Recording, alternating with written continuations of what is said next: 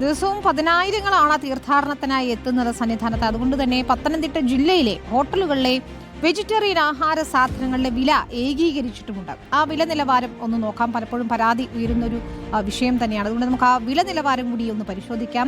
സന്നിധാനത്തും പമ്പയിലും നിലയ്ക്കലിലും വില വ്യത്യസ്തമാണെന്ന് ഓർക്കണം. അത് മൂന്നും ഒരു വിലയാണെന്ന് കരുതരുത്. ആദ്യം നമുക്ക് സന്നിധാനത്തെ വില പരിശോധിച്ചാൽ ചായയ്ക്ക് 120 മില്ലി ചായയ്ക്ക്, അതായത് നമ്മൾ സാധാരണയായി കുടിക്കുന്ന ചായയ്ക്ക് 16 രൂപയാണ് വില. കാപ്പിക്ക് അത് 15 രൂപയാണ്.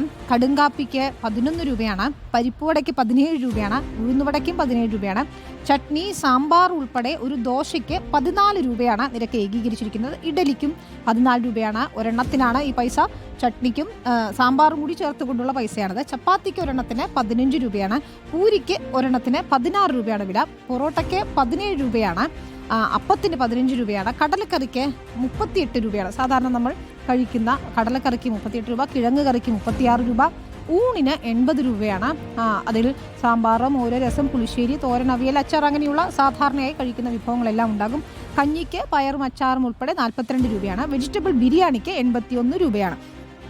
ഇത് സന്നിധാനത്തെ വില നിലവാരമാണെങ്കിൽ നമുക്ക് ഇനി പമ്പയിലെ വില നിലവാരം എന്താണെന്ന് നമുക്ക് കൂടി നോക്കാം. അവിടെ ചായയ്ക്ക് 13 രൂപയാണ്. കാപ്പിക്ക് 13 രൂപയാണ്.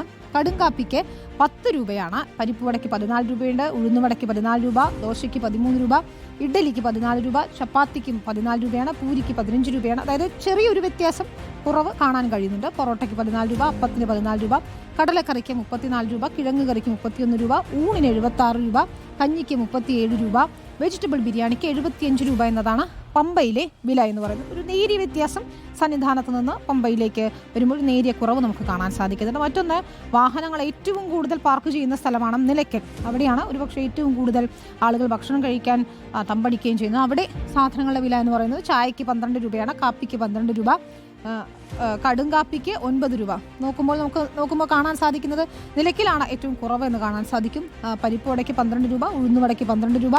ദോശയ്ക്ക് 11 രൂപ. ഇഡലിക്ക് 12 രൂപ. ചപ്പാത്തിക്ക് 11 രൂപയാണ്. പൂരിക്ക് 14 രൂപയാണ്. പൊറോട്ടയ്ക്ക് 12 രൂപ. അപ്പത്തിന് 11 രൂപ. കടലക്കറി 31 രൂപ. കിഴങ്ങ് കറി 30 രൂപ.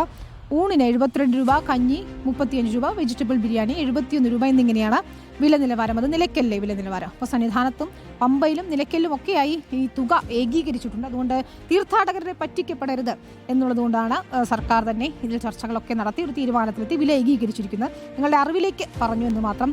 ഏതായാലും ഏറ്റവും സുഗമമായി, ഏറ്റവും ഭക്തിസാന്ദ്രമായി ഈ മണ്ഡലകാലം പൂർത്തിയാക്കാൻ കഴിയട്ടെ. പ്രിയപ്പെട്ട ഭക്തർ സന്നിധാനത്തേക്ക് പോകുമ്പോൾ തീർച്ചയായും അസുഖമുള്ളവരൊക്കെ ആണെങ്കിൽ മരുന്ന് കയ്യിൽ കരുതണം. യാത്ര സുഗമമായിരിക്കട്ടെ. വാഹനങ്ങൾ പോകുകയാണെങ്കിൽ ഇപ്പോൾ നമ്മൾ വാടകയ്ക്ക് വിളിക്കുന്ന വാഹനമാണെങ്കിലും അതിൻ്റെ ഫിറ്റ്നസ്സൊക്കെ നോക്കി കൃത്യമായി തന്നെ പോകാൻ ശ്രദ്ധിക്കുക. ഏതായാലും ഒരിക്കൽ കൂടി നല്ലൊരു മണ്ഡല തീർത്ഥാടന കാലം ആശംസിക്കുകയാണ്.